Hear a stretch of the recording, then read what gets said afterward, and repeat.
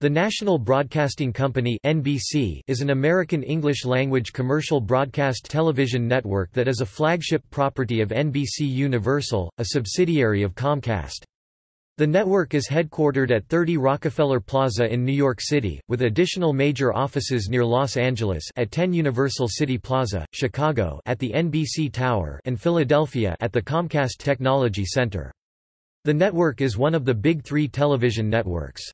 NBC is sometimes referred to as the Peacock Network, in reference to its stylized peacock logo, introduced in 1956 to promote the company's innovations in early color broadcasting. It became the network's official emblem in 1979.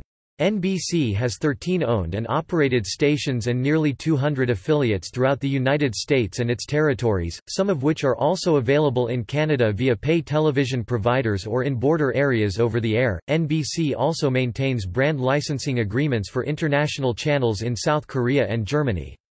History. Founded in 1926 by the Radio Corporation of America (RCA), NBC is the oldest major broadcast network in the United States. At that time the parent company of RCA was General Electric (GE). In 1930, GE was forced to sell the companies as a result of antitrust charges. In 1986, control of NBC passed back to General Electric (GE) through its $6.4 billion purchase of RCA. GE later liquidated RCA but kept NBC. Following the acquisition by GE, Bob Wright served as Chief Executive Officer of NBC, remaining in that position until his retirement in 2007, when he was succeeded by Jeff Zucker. In 2003, French media company Vivendi merged its entertainment assets with GE, forming NBC Universal. Comcast purchased a controlling interest in the company in 2011, and acquired General Electric's remaining stake in 2013. Following the Comcast merger, Zucker left NBC Universal and was replaced as CEO by Comcast executive Steve Burke. Radio. Earliest stations, WEAF and WJZ. During a period of early broadcast business consolidation, radio manufacturer Radio Corporation of America (RCA) acquired New York City radio station WEAF from American Telephone and Telegraph (AT&T). Westinghouse, a shareholder in RCA, had a competing outlet in Newark, New Jersey Pioneer station WJZ, no relation to the radio and television station in Baltimore currently using those call letters, which also served as the flagship for a loosely structured network. This station was transferred from Westinghouse to RCA in 1923, and moved to New York City. WEAF acted as a laboratory for AT&T's manufacturing and supply outlet Western Electric, whose products included transmitters and antennas. The Bell System, AT&T's telephone utility, was developing technologies to transmit voice and music-grade audio over short and long distances, using both wireless and wired methods. The 1922 creation of WEAF offered a research and development center for those activities. WEAF maintained a regular schedule of radio programs, including some of the first commercially sponsored programs, and was an immediate success. In an early example of chain or networking broadcasting, the station linked with outlet company-owned WJAR in Providence, Rhode Island, and with AT&T's station in Washington, D.C., WCAP. New parent RCA saw an advantage in sharing programming, and after getting a license for radio station WRC in Washington, D.C., in 1923, attempted to transmit audio between cities via low-quality telegraph lines. AT&T refused outside companies access to its high-quality phone lines. The early effort fared poorly, since the uninsulated telegraph lines were susceptible to atmospheric and other electrical interference. In 1925, AT&T decided that WEAF and its embryonic network were incompatible with the company's primary goal of providing a telephone service. AT&T offered to sell the station to RCA in a deal that included the right to lease AT&T's phone lines for network transmission. Red and Blue Networks. RCA spent $1 million to purchase WEAF and Washington's sister station WCAP, shut down the latter station, and merged its facilities with surviving station WRC. In late 1926, it subsequently announced the creation of a new division known as the National Broadcasting Company. The division's ownership was split among RCA, a majority partner at 50%, its founding corporate parent General Electric, which owned 30%, and Westinghouse, which owned the remaining 20%. NBC officially started broadcasting on November 15, 1926. WEAF and WJZ, the flagships of the two earlier networks, were operated side by side for about a year as part of the new NBC. On January 1, 1927, NBC formally divided their respective marketing strategies. The Red Network offered commercially sponsored entertainment and music programming. The Blue Network mostly carried sustaining or non-sponsored broadcasts, especially news and cultural programs. Various histories of NBC suggest the color designations for the two networks came from the color of the pushpins NBC engineers used to designate affiliate stations of WEAF red and WJZ blue, or from the use of double-ended red and blue colored pencils. On April 5, 1927, NBC expanded to the West Coast with the launch of the NBC Orange Network, also known as the Pacific Coast Network.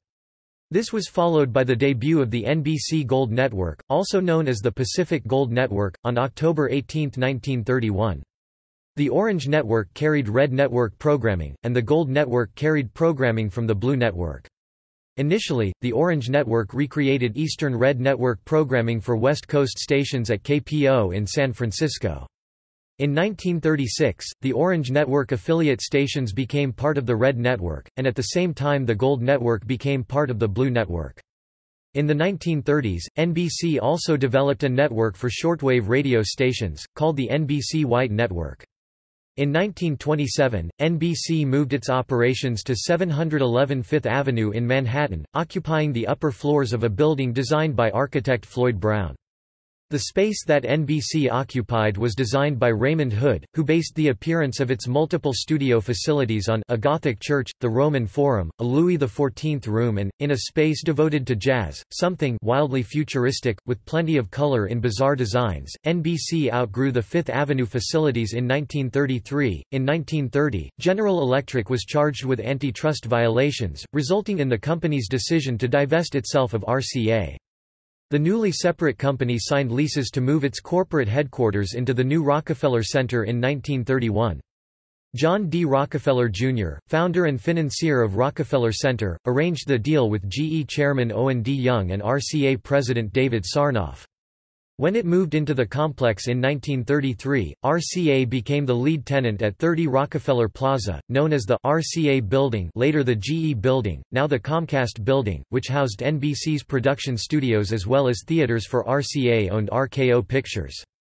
Chimes. The iconic three-note NBC chimes came about after several years of development. The three-note sequence, GE-C, was first heard over Red Network affiliate WSB in Atlanta, with a second inversion C major triad as its outline. An executive at NBC's New York headquarters heard the WSB version of the notes during the networked broadcast of a Georgia Tech football game and asked permission to use it on the national network.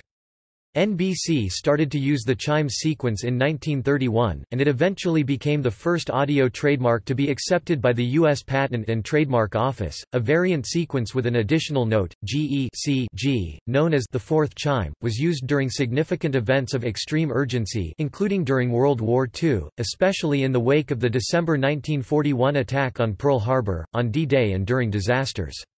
The NBC chimes were mechanized in 1932 by Rangertone founder Richard H. Ranger. Their purpose was to send a low-level signal of constant amplitude that would be heard by the various switching stations manned by NBC and AT&T engineers, and to be used as a system cue for switching individual stations between the Red and Blue network feeds. Contrary to popular legend, the GE-C notes were not originally intended to reference to the General Electric Company, an early shareholder in NBC's founding parent RCA and whose Schenectady, New York radio station, WGY, was an early affiliate of NBC Red. The three-note sequence remains in use by the NBC television network, most notably incorporated into the John Williams-composed theme music used by NBC News, The Mission, first composed in 1985 for NBC Nightly News.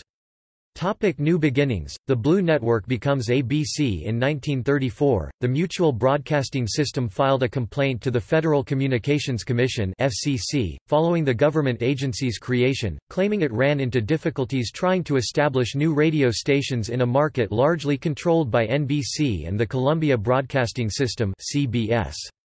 In 1938, the FCC began a series of investigations into the monopolistic effects of network broadcasting.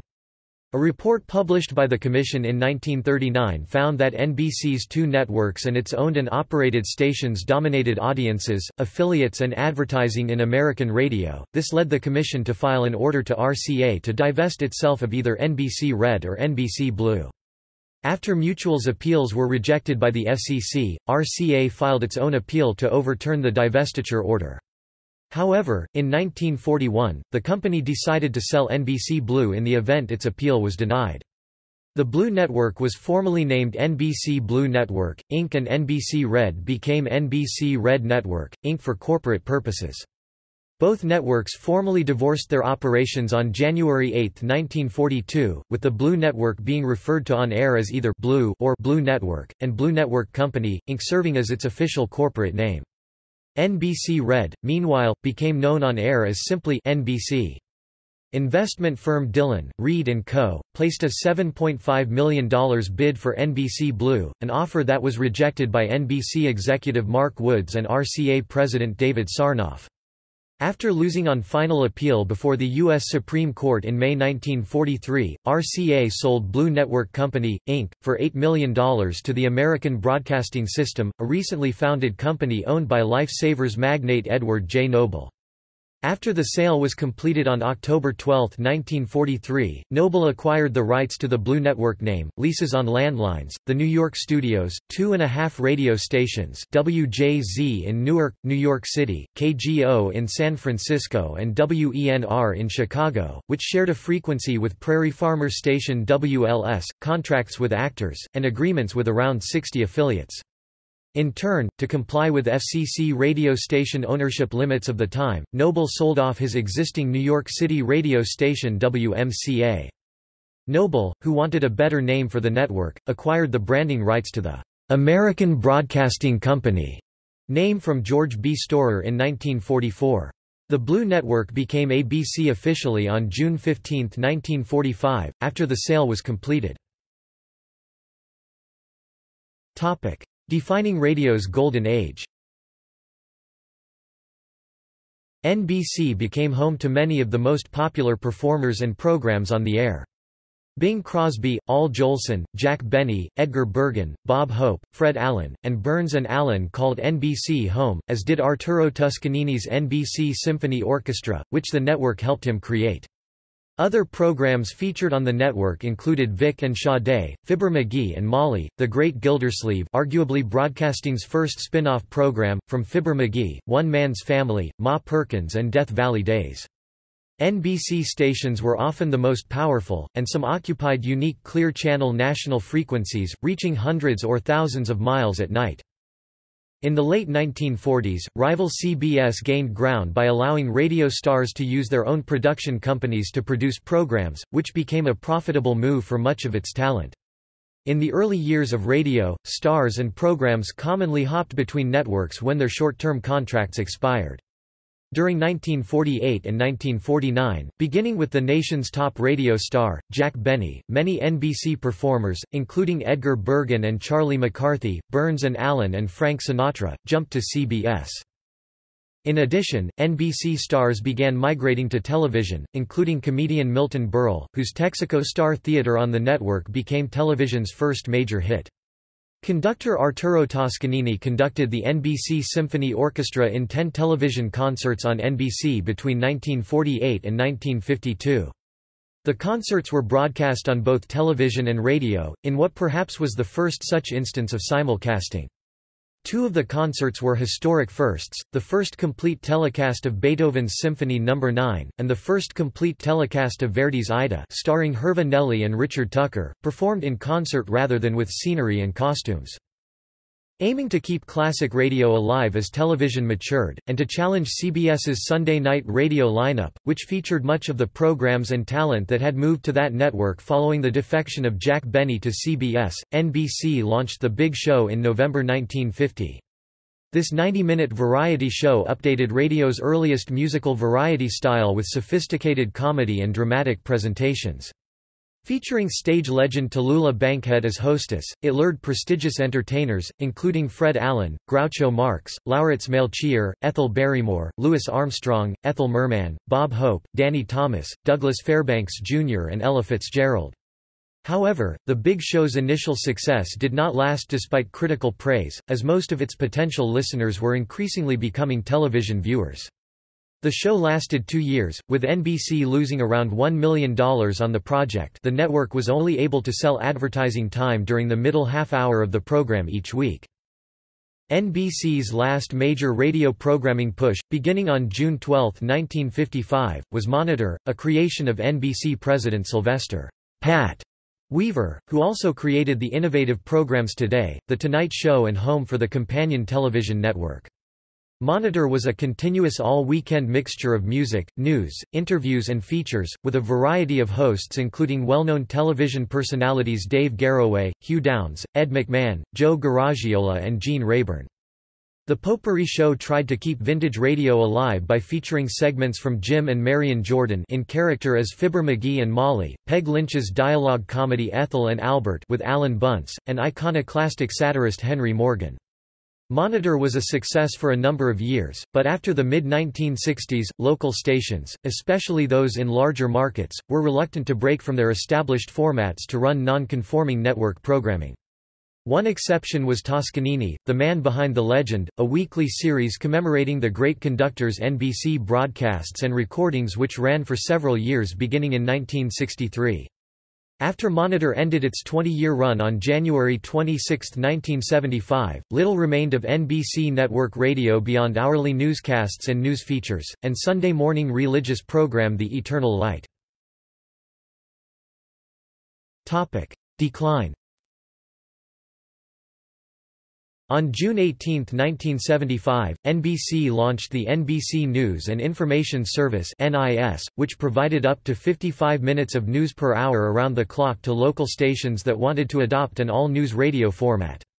NBC carried the service on WRC in Washington, and on its owned and operated FM stations in New York City, Chicago and San Francisco. NIS attracted several dozen subscribing stations, but by the fall of 1976, NBC determined that it could not project that the service would ever become profitable and gave its affiliates 6 months' notice that it would be discontinued.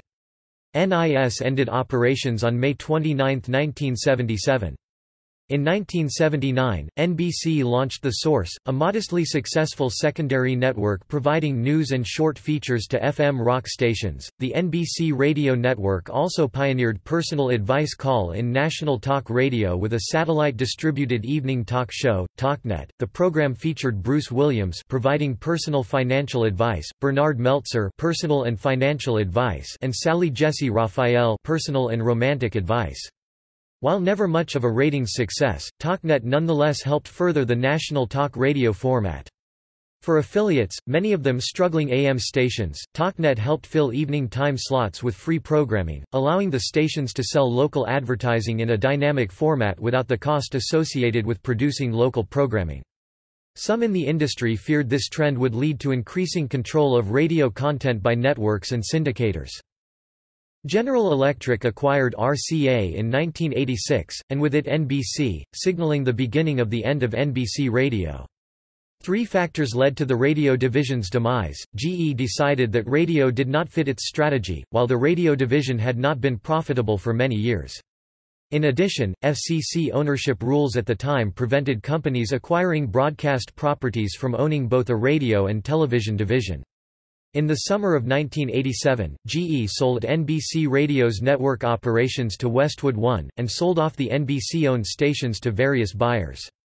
By 1990, the NBC Radio Network as an independent programming service was pretty much dissolved, becoming a brand name for content produced by Westwood One, and ultimately by CBS Radio. The Mutual Broadcasting System, which Westwood One had acquired 2 years earlier, met the same fate, and essentially merged with NBC Radio. GE's divestiture of NBC's entire radio division was the first cannon shot of what would play out in the national broadcast media, as each of the big three broadcast networks were soon acquired by other corporate entities. NBC was a particularly noteworthy case in that it was the first to be acquired, and was bought by a conglomerate outside the broadcast industry, as GE otherwise primarily served as a manufacturing company. Prior to the GE acquisition, NBC operated its radio division partly out of tradition, and partly to meet its then FCC-mandated requirement to distribute programming for the public good. The broadcast airwaves are owned by the public, as that broadcast spectrum is limited and only so many broadcast stations existed. This served as the basis for government regulation requiring broadcasters to provide certain content that meets the needs of the public. Syndicators such as Westwood One were not subject to such rules as they did not own any stations. GE's divestiture of NBC Radio, known as America's First Network, in many ways marked the beginning of the end of the old era of regulated broadcasting and the ushering in of the new, largely unregulated industry that is present today. By the late 1990s, Westwood One was producing NBC Radio-branded newscasts on weekday mornings. These were discontinued in 1999 along with Mutual-branded newscasts, and the few remaining NBC Radio Network affiliates became affiliates of CNN Radio, carrying the Westwood-owned service's hourly newscasts 24 hours a day.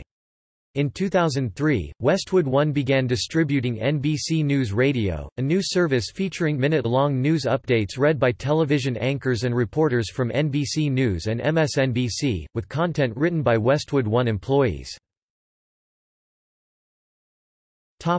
Restoration. On March 1, 2012, Dial Global announced that it would discontinue CNN Radio, and replace it with an expansion of NBC News Radio on April 1, 2012. This marked the first time since Westwood One's purchase of NBC Radio and its properties that NBC would have a 24-hour presence on radio. A previous program, First Light, placed new emphasis on the NBC brand after diminishing it over the years. With the change, NBC News Radio expanded its offerings from 60-second news updates airing only on weekdays to feature 2 hourly full-length newscasts 24 hours a day. Subsequently, on September 4, 2012, Dial Global launched a sports talk radio service, NBC Sports Radio. NBC News Radio has been distributed by iHeartMedia and its TTWN networks since July 2016. It is provided to the network's 24/7 news source affiliates and includes a top-of-the-hour newscast along with other audio content which is heard on over 1,000 radio stations. Television. For many years, NBC was closely identified with David Sarnoff, who used it as a vehicle to sell consumer electronics.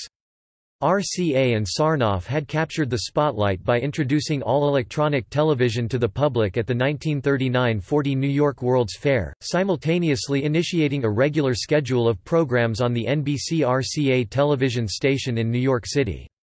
President Franklin D. Roosevelt appeared at the fair before the NBC camera, becoming the first U.S. president to appear on television on April 30, 1939. An actual, off-the-monitor photograph of the FDR telecast is available at the David Sarnoff Library. The broadcast was transmitted by NBC's New York television station W2XBS Channel 1, later WNBC-TV, now WNBC, Channel 4, and was seen by about 1,000 viewers within the station's roughly 40-mile (64 kilometers) coverage area from its transmitter at the Empire State Building. The following day, May 1, 4 models of RCA television sets went on sale to the general public in various department stores around New York City, which were promoted in a series of splashy newspaper ads. Dumont Laboratories and others had actually offered the first home sets in 1938 in anticipation of NBC's announced April 1939 television launch. Later in 1939, NBC took its cameras to professional football and baseball games in the New York City area, establishing many firsts in television broadcasting. Reportedly, the first NBC television network program was broadcast on January 12, 1940, when a play titled Meet the Wife was originated at the W2XBS studios at Rockefeller Center and rebroadcast by W2XB, W2XAF now WRGB in Schenectady, which received the New York station directly off air from a tower atop a mountain and relayed the live signal to the Capital District. About this time, occasional special events were also broadcast in Philadelphia over W3XE, later called WPTZ, now known as KYW-TV, as well as Schenectady. The most ambitious NBC television network program of the pre-war era was the telecast of the Republican National Convention held in Philadelphia in the summer of 1940, which was fed live to the New York City and Schenectady stations. However, despite major promotion by RCA, television sales in New York during 1939 and 1940 were disappointing, primarily due to the high cost of the sets, and the lack of compelling regularly scheduled programming. Most sets were sold to bars, hotels and other public places, where the general public viewed special sports and news events. One special event was Franklin D. Roosevelt's second and final appearance on live television, when his speech at Madison Square Garden on October 28, 1940, was telecast over W2XBS to receivers in the New York City area. Television's experimental period ended, as the FCC allowed full-fledged commercial television broadcasts to begin on July 1, 1941. NBC station W2XBS in New York City received the first commercial license, adopting the call letters WNBT. The first official, paid television advertisement broadcast by any U.S. station was for watch manufacturer Bulova, which aired that day, just before the start of a Brooklyn Dodgers baseball telecast on WNBT. The ad consisted of test pattern, featuring the newly assigned WNBT call letters, which was modified to resemble a clock, complete with functioning hands, with the Bulova logo featuring the phrase, "Bulova Watch Time." In the lower right-hand quadrant of the test pattern, a photograph of the NBC camera setting up the test pattern advertisement for that ad can be seen at this page. Among the programs that aired during the first week of WNBT's new, commercial schedule was the Sunoco News, a simulcast of the Sun Oil-sponsored NBC radio program anchored by Lowell Thomas, amateur boxing at Jamaica Arena, the Eastern Clay Courts Tennis Championships, programming from the USO, the spelling bee-type game show Words on the Wing, a few feature films, and a one-time-only, test broadcast of the game show Truth or Consequences, sponsored by Lever Brothers. Prior to the first commercial television broadcasts and paid advertisements on WNBT, non-paid television advertising existed on an experimental basis dating back to 1930. NBC's earliest non-paid television commercials may have been those seen during the first Major League Baseball game ever telecast, between the Brooklyn Dodgers and Cincinnati Reds, on August 26, 1939 over W2XBS. In order to secure the rights to televise the game, NBC allowed each of the Dodgers' regular radio sponsors at the time to have one commercial during the telecast. The ads were conducted by Dodgers announcer Red Barber. For Ivory Soap, he held up a bar of the product, for Mobilgas he put on a filling station attendant's cap while giving his spiel, and for Wheaties he poured a bowl of the product, added milk and bananas, and took a big spoonful. Limited, commercial programming continued until the U.S. entered World War II. Telecasts were curtailed in the early years of the war, then expanded as NBC began to prepare for full-time service upon the end of the war. Even before the war concluded, a few programs were sent from New York City to affiliated stations in Philadelphia WPTZ and Albany, Schenectady WRGB on a regular weekly schedule beginning in 1944, the first of which is generally considered to be the pioneering special interest, documentary show The Voice of Firestone Televiews, a television offshoot of The Voice of Firestone, a mainstay on NBC Radio since 1928, which was transmitted from New York City to Philadelphia and Schenectady on a regular, weekly basis beginning on April 10, 1944. The series is considered to be the NBC television network's first regularly scheduled program. On VE Day, May 8, 1945, WNBT broadcast several hours of news coverage, and remotes from around New York City. This event was promoted in advance by NBC with a direct mail card sent to television set owners in the New York area. At one point, a WNBT camera placed atop the marquee of the Hotel Astor panned the crowd below celebrating the end of the war in Europe. The vivid coverage was a prelude to television's rapid growth after the war ended. The NBC television network grew from its initial post-war lineup of 4 stations. The 1947 World Series featured 2 New York City area teams, the Yankees and the Dodgers, and television sales boomed locally, since the games were being telecast in the New York market. Additional stations along the East Coast and in the Midwest were connected by coaxial cable through the late 1940s, and in September 1951 the first transcontinental telecasts took place. The post-war 1940s and early 1950s brought success for NBC in the new medium. Television's first major star, Milton Berle, whose Texaco Star Theater began in June 1948, drew the first large audiences to NBC television. Under its innovative president, Sylvester "Pat" Weaver, the network launched Today and The Tonight Show, which would bookend the broadcast day for over 50 years, and which still lead their competitors.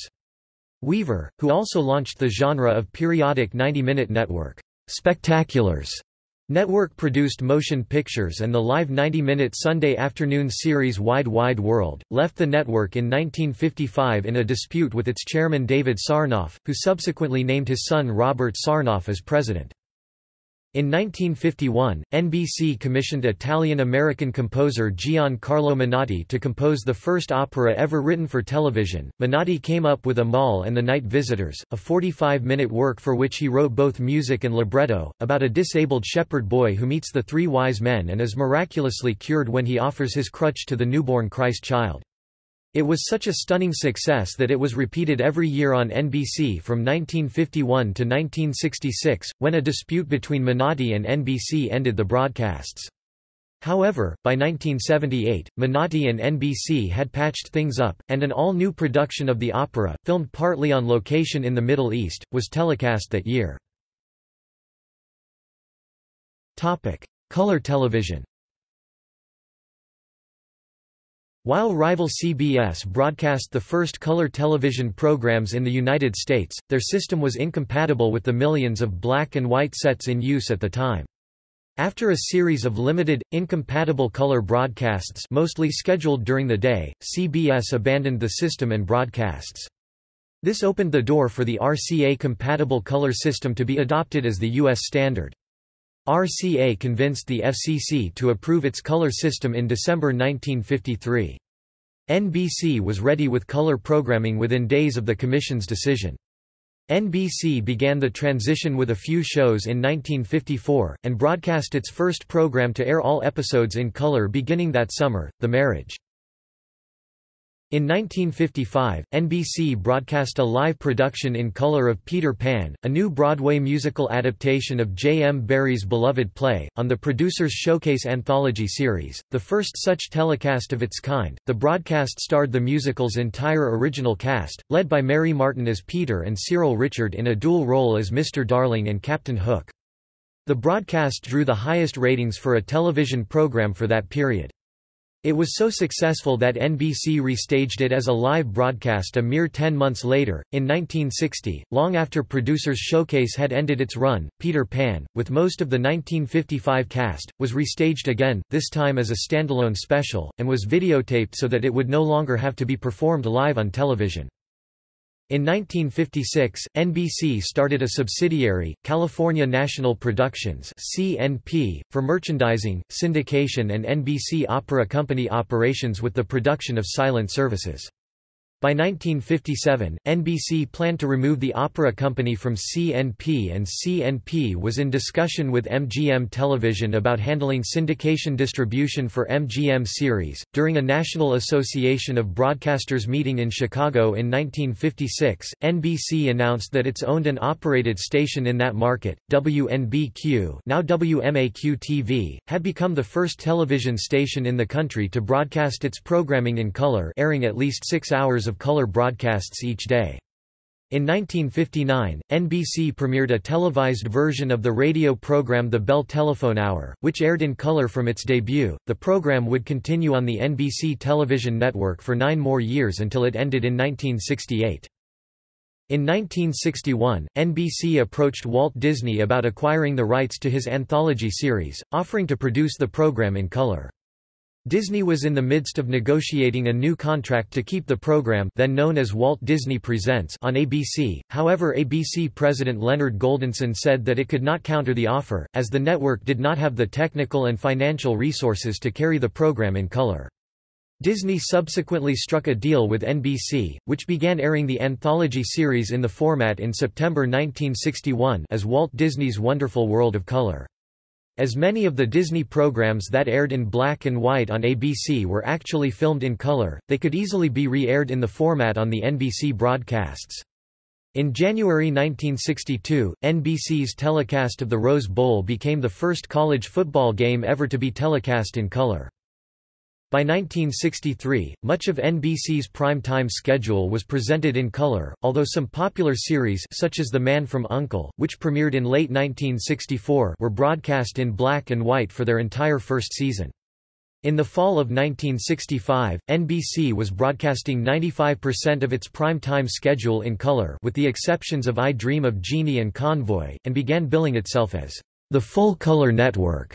Without television sets to sell, rival networks followed more slowly, finally committing to an all-color lineup in prime time in the 1966–67 season.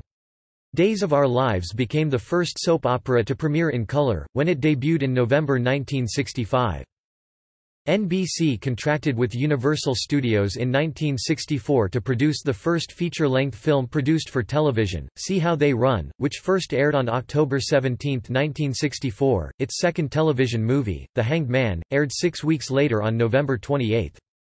Even while the presentations performed well in the ratings, NBC did not broadcast another made-for-TV film for 2 years. In 1967, NBC reached a deal with Metro-Goldwyn-Mayer (MGM) to acquire the broadcast rights to the classic 1939 film The Wizard of Oz. CBS, which had televised the film annually since 1956, refused to meet MGM's increased fee to renew its television rights. Oz had been, up to then, one of the few programs that CBS had telecast in color. However, by 1967, color broadcasts had become standard on television, and the film simply became another title in the list of specials that NBC telecast in the format. The film's showings on NBC were distinctive as it televised The Wizard of Oz without a hosted introduction, as CBS had long done. It was also slightly edited for time in order to make room to air more commercials. Despite the cuts, however, it continued to score excellent television ratings in those pre-VCR days, as audiences were generally unable to see the film any other way at that time. NBC aired The Wizard of Oz each year from 1968 to 1976, when CBS, realizing that they may have committed a colossal blunder by letting a huge ratings success like Oz go to another network, agreed to pay MGM more money to re-acquire the rights to show the film. The late 1960s brought big changes in the programming practices of the major television networks. As baby boomers reached adulthood, NBC, CBS and ABC began to realize that much of their existing programming had not only been running for years, but had audiences that skewed older. In order to attract the large youth population that was highly attractive to advertisers, the networks moved to clean house of a number of veteran shows. In NBC's case, this included programs like The Bell Telephone Hour and Sing Along with Mitch, which both had an average viewer age of 50. During this period, the networks came to define adults between the ages of 18 and 49 as their main target audience, although depending on the show, this could be subdivided into other age demos, 35 to 45, 18 to 25 or 18 to 35. Regardless of the exact target demographic, the general idea was to appeal to viewers who were not close to retirement age and to modernize television programming, which the networks felt overall was stuck in a 1950s mentality, to closely resemble contemporary American society. 1970s doldrums. The 1970s started strongly for NBC thanks to hits like Adam 12, Rowan and Martin's Laugh-In, Ironside, The Dean Martin Show and The Flip Wilson Show. However, despite the success of such new shows as the NBC Mystery Movie, Sanford and Son, Chico and the Man, Little House on the Prairie, The Midnight Special, The Rockford Files, Police Woman and Emergency, as well as continued success from veterans like The Tonight Show starring Johnny Carson and The Wonderful World of Disney, the network entered a slump in the middle of the decade. Disney, in particular, saw its ratings nosedive once CBS put 60 Minutes up against the program in the Sunday 7 p.m. time slot in the 1975–76 season. In 1974, under new president Herb Schlosser, the network tried to attract younger viewers with a series of costly movies, miniseries and specials. This failed to attract the desirable 18 to 34 demographic, and simultaneously alienated older viewers. None of the new primetime shows that NBC introduced in the fall of 1975 earned a second season renewal, all failing in the face of established competition. The network's lone breakout success that season was the groundbreaking late-night comedy, variety show, NBC's Saturday Night, which would be renamed Saturday Night Live in 1976, after the cancellation of a Howard Cosell-hosted program of the same title on ABC, which replaced reruns of The Tonight Show that previously aired in its Saturday time slot.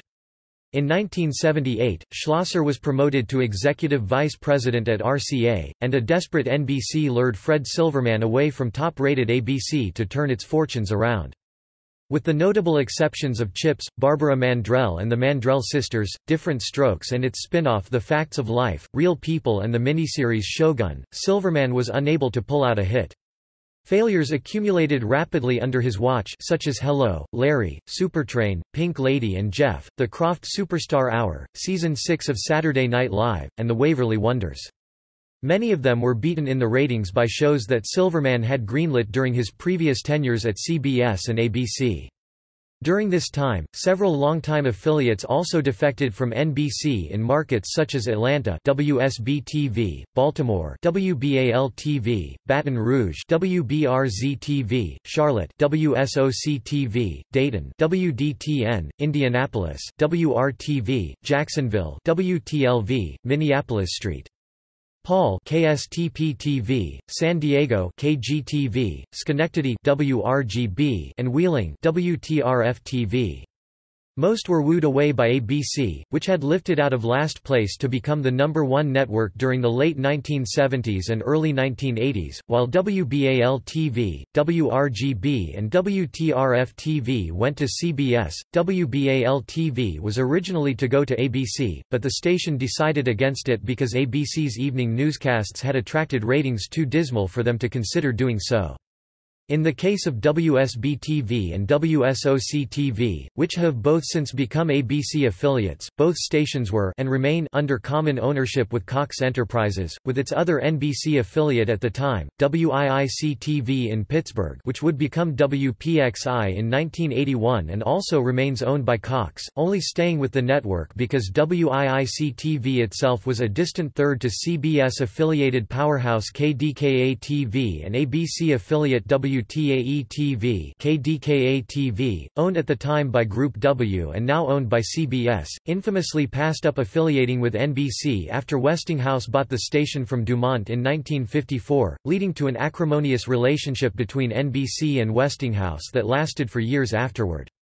In markets such as San Diego, Charlotte and Jacksonville, NBC had little choice but to affiliate with a UHF station, with the San Diego station KNSD eventually becoming an NBC O&O.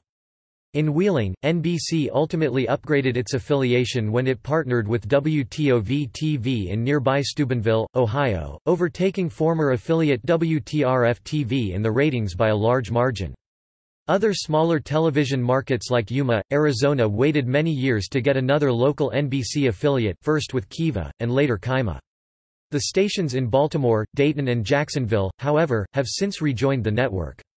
After President Jimmy Carter pulled the U.S. team out of the 1980 Summer Olympics, NBC canceled a planned 150 hours of coverage which had cost $87 million for the broadcast rights, placing the network's future in doubt. It had been counting on the broadcasts to help promote its new fall shows, and had been estimated to pull in $170 million in advertising revenue. The press was merciless towards Silverman, but the two most savage attacks on his leadership came from within the network. The company that composed the promotional theme for NBC's Proud as a Peacock image campaign created a parody song called Loud as a Peacock, which was broadcast on Don Imus' program on WNBC Radio in New York. Its lyrics blamed Silverman for the network's problems. The peacock's dead, so thank you, Fred. An angered Silverman ordered all remaining copies of the spoof destroyed, although some copies remain in circulation. Saturday Night Live writer and occasional performer Al Franken satirized Silverman in a sketch on the program titled A Limo for a Lame-O, where he presented a chart with the top 10 rated programs for that season and commented that there was not one N on the list. Silverman later admitted he never liked Al Franken to begin with, and the sketch ruined Franken's chance of succeeding Lorne Michaels as executive producer of SNL following his 1980 departure, with the position going to Jean Doumanian, who was fired after one season following declining ratings and negative critical reviews. Michaels would later return to the show in 1985. Tartikoff's turnaround.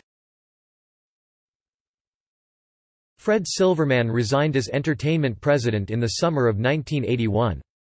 Grant Tinker, a highly regarded producer who co-founded MTM Enterprises with then-wife Mary Tyler Moore, became president of the network, and Brandon Tartikoff became president of the entertainment division. Tartikoff inherited a schedule full of aging dramas and very few sitcoms, but showed patience with promising programs. One such show was the critically acclaimed Hill Street Blues, which suffered from poor ratings during its first season. Rather than cancelling the show, he moved the Emmy Award-winning police drama from Stephen Bochco to Thursdays, where its ratings improved dramatically. He used the same tactics with Saint Elsewhere and Cheers. Shows like these were able to get the same ad revenue as their higher-rated competition because of their desirable demographics, upscale adults ages 18 to 34. While the network claimed moderate successes with Gimme a Break, Silver Spoons, Knight Rider and Remington Steele, its biggest hit during this period was The A-Team, which, at 10th place, was the network's only program to rank in the Nielsen Top 20 for the 1982–83 season, and ascended to 4th place the following year. These shows helped NBC through the disastrous 1983–84 season, which saw none of its 9 new fall shows gaining a second year. In February 1982, NBC cancelled Tom Snyder's The Tomorrow Show and gave the 12:35 a.m. time slot to 34-year-old comedian David Letterman. Though Letterman was unsuccessful with his weekday morning talk show effort for the network, which debuted on June 23, 1980, Late Night with David Letterman proved much more successful, lasting for 11 years and serving as the launching pad for another late-night talk franchise that continues to this day. In 1984, the huge success of The Cosby Show led to a renewed interest in sitcoms, while Family Ties and Cheers, both of which premiered in 1982 to mediocre ratings, the latter ranking at near dead last among all network shows during the 1982–83 season, saw their viewership increase from having Cosby as a lead-in. The network rose from 3rd place to 2nd in the ratings during the 1984–85 season and reached 1st place in 1985–86, with hits The Golden Girls, Miami Vice, 227 Night Court, Highway to Heaven and Hunter. The network's upswing continued late into the decade with Alf, Amen, Matlock, L.A. Law, The Hogan Family, A Different World, Empty Nest, Unsolved Mysteries and In the Heat of the Night. In 1986, Bob Wright was appointed as chairman of NBC.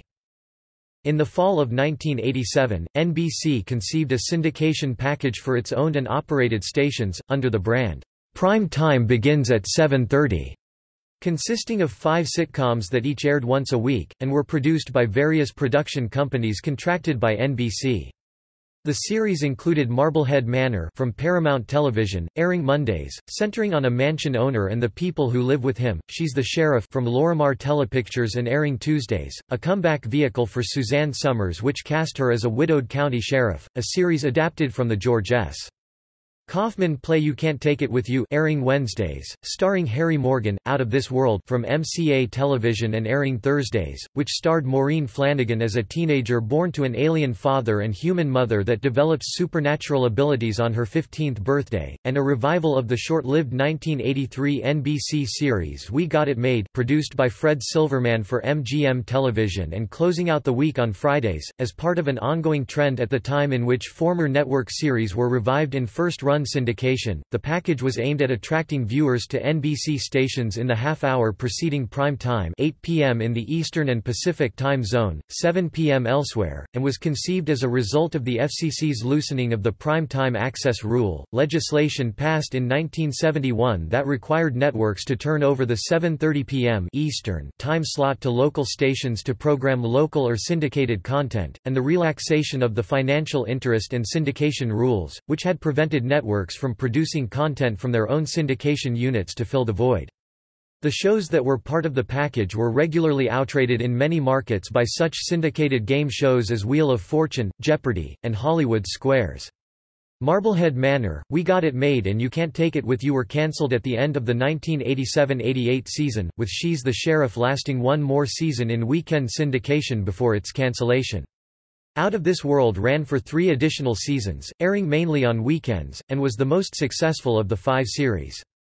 NBC aired the first of 8 consecutive Summer Olympic Games broadcasts when it covered the 1988 Games in Seoul, South Korea. The 1988–89 season saw NBC have an astonishing 18 series in Nielsen's year-end top 30 most-watched network programs. It also ranked at first place in the weekly ratings for more than 12 months, an unprecedented achievement that has not been duplicated since. The network continued its hot streak into the early 1990s with new hits such as The Fresh Prince of Bel-Air, Blossom and Law and Order. Must-see TV. In 1991, Tartikoff left his role as NBC's president of entertainment to take an executive position at Paramount Pictures. In the course of a decade, he had taken control of a network with no shows in the Nielsen Top 10 and left it with 5. Tartikoff was succeeded by Warren Littlefield, whose first years as entertainment president proved shaky as a result of most of the Tartikoff-era hits ending their runs. Some blamed Littlefield for losing David Letterman to CBS after naming Jay Leno as the successor to Johnny Carson on The Tonight Show, following the latter's retirement as host in May 1992. Things turned around with the launches of new hit series such as Mad About You, Wings, Sisters, Frasier, Friends, and Will and Grace. One of Tartikoff's late acquisitions, Seinfeld initially struggled from its debut in 1989 as a summer series, but grew to become one of NBC's top-rated shows after it was moved to Thursdays in the time slot following Cheers.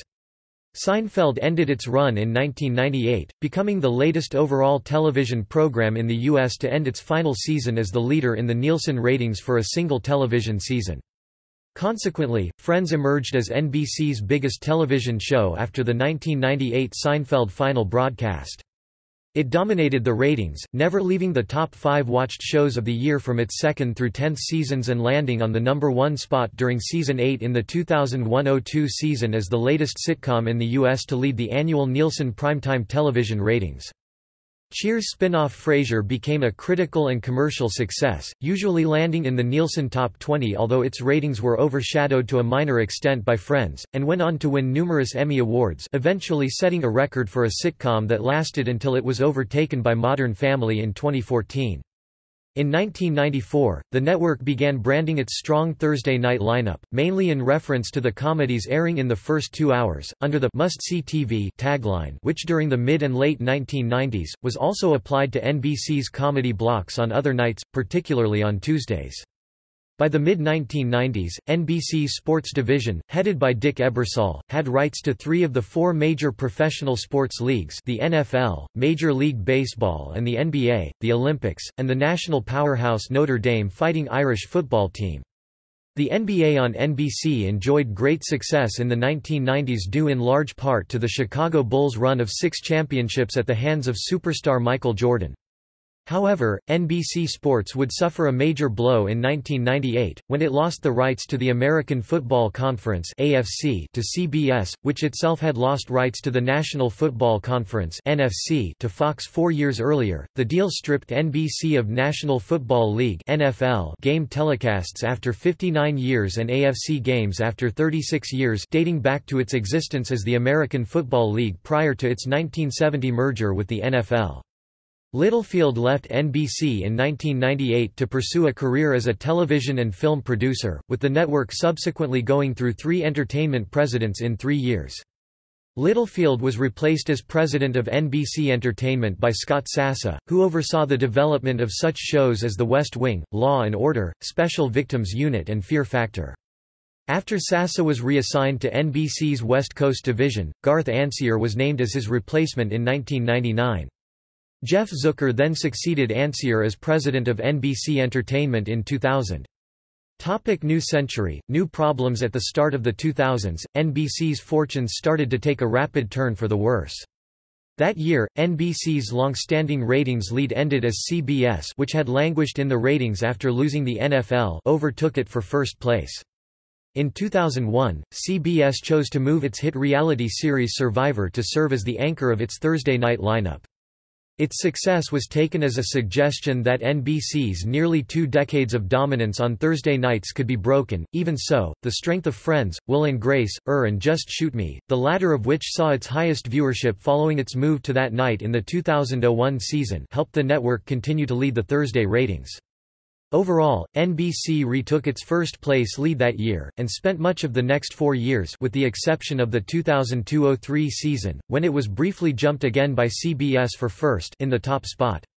On the other hand, NBC was stripped of the broadcast rights to 2 other major sports leagues. It lost Major League Baseball to Fox after the 2000 season. By that point, NBC only had alternating rights to the All-Star Game, League Championship Series and World Series, and, later, the NBA to ABC after the 2001–02 season. After losing the NBA rights, NBC's major sports offerings were reduced to the Olympics, which in 2002, expanded to include rights to the Winter Olympics, as part of a contract that gave it the U.S. television rights to both the Summer and Winter Olympics through 2012, PGA Tour golf events and a floundering Notre Dame football program. However, it would eventually acquire the rights to the National Hockey League in May 2004.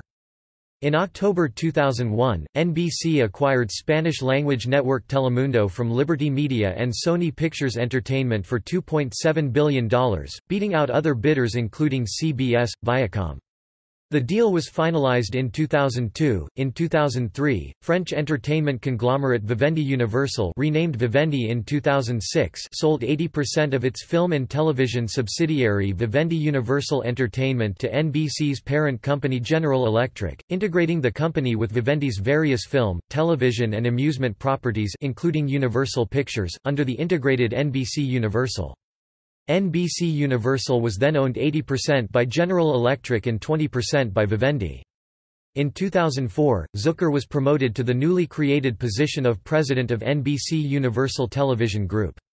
Kevin Riley became the new president of NBC Entertainment. In 2004, NBC experienced a 3-on-a-match scenario. Friends and Frasier ended their runs. Jerry Orbach, who had played one of the most popular characters of its hit Law and Order, died suddenly later that year, and shortly afterward was left with several moderately rated shows and few true hits. In particular, Friends spin-off Joey, despite a relatively strong start, started to falter in the ratings during its second season. The 2004–05 season saw NBC become the first major network to air select dramas in letterbox over its analog broadcast feed. The move was done in the hopes of attracting new viewers, although the network saw only a slight boost. In December 2005, NBC began its first week-long primetime game show event, Deal or No Deal. The series garnered high ratings, and returning as a weekly series in March 2006. Otherwise, the 2005–06 season was one of the worst for NBC in 3 decades, with only one fall series, the sitcom My Name is Earl, surviving for a second season. The sole remaining anchor of the must-see TV lineup, Will and Grace, also saw its ratings decline. That season, NBC's ratings freefalled to 4th place, behind a resurgent ABC, Fox, which would eventually become the most-watched U.S. broadcast network in the 2007–08 season, and top-rated CBS, which led for much of the remainder of the decade.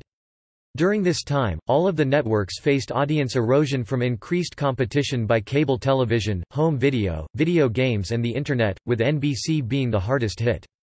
The 2006–07 season was a mixed bag for the network, with Deal or No Deal remaining strong and Heroes becoming a surprise hit on Monday nights, while the highly touted Studio 60 on the Sunset Strip from West Wing creator Aaron Sorkin lost a third of its premiere night viewers by week 6 and was eventually cancelled. 2 critically acclaimed sitcoms, The Office and 30 Rock, also pulled in modest successes and went on to win the Emmy Award for Outstanding Comedy Series for 4 consecutive years. The network also regained the rights to the NFL after 8 years that season when it acquired the Sunday Night Football package from ESPN as part of a deal that also saw Monday Night Football move to ESPN from ABC. However, despite this, NBC remained at a very distant 4th place, barely ranking ahead of the CW. However, NBC did experience success with its summer schedule, despite its declining ratings during the main broadcast season. America's Got Talent, a reality talent competition series that premiered in 2006, earned a 4.6 rating in the 18–49 demographic, higher than that earned by the 2002 premiere of Fox's American Idol. Got Talent, which is the flagship of an international talent competition franchise, would continue to garner unusually high ratings throughout its summer run. However, NBC decided not to place it in the spring season, and instead use it as a platform to promote their upcoming fall shows. Originally hosted by Regis Philbin, as of 2018 the series is currently hosted by Tyra Banks, and continues to garner strong ratings throughout its summer seasons.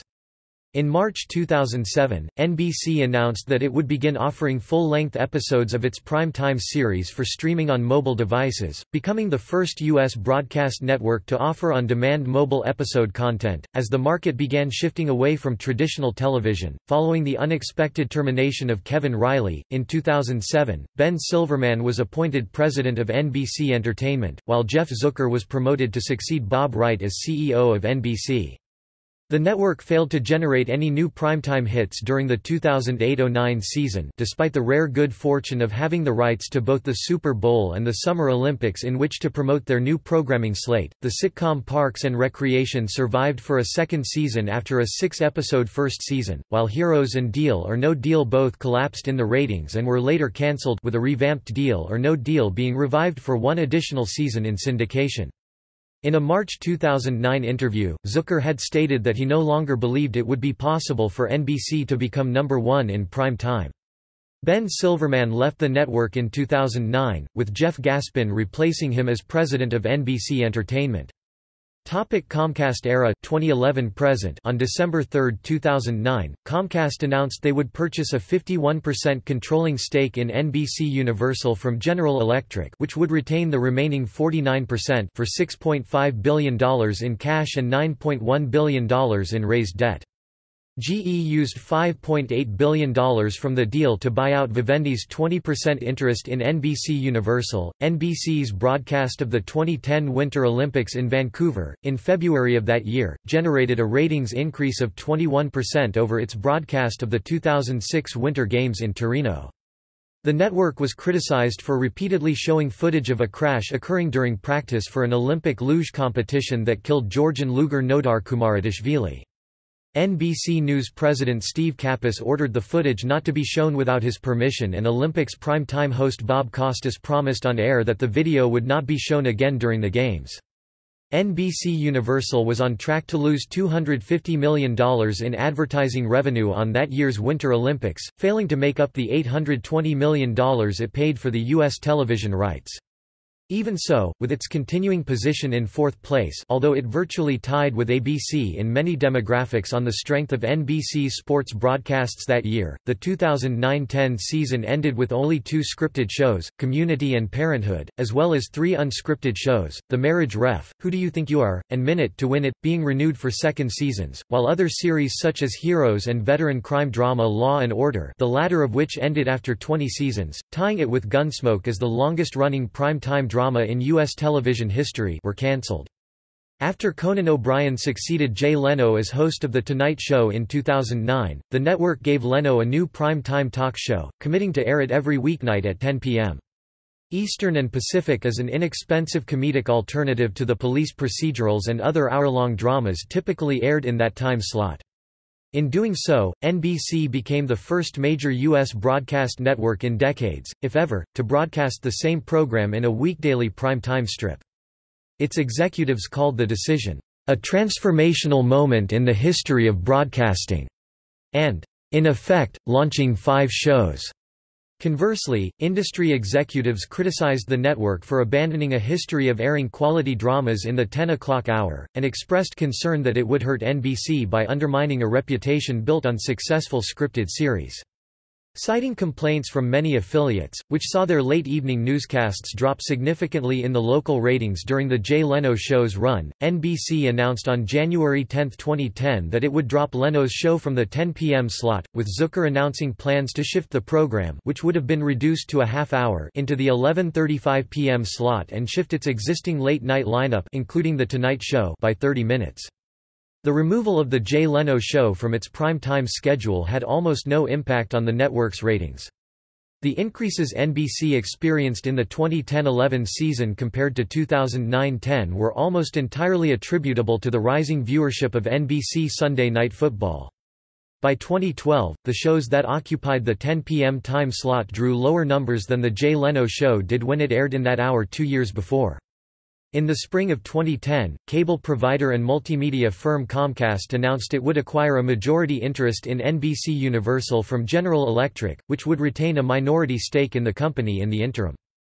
On September 24, 2010, Jeff Zucker announced that he would step down as NBC Universal's CEO once the company's merger with Comcast was completed at the end of the year. After the deal was finalized, Steve Burke was named CEO of NBC Universal and Robert Greenblatt replaced Jeff Gaspin as chairman of NBC Entertainment. In 2011, NBC was finally able to find a breakout hit in the mid-season reality singing competition series The Voice.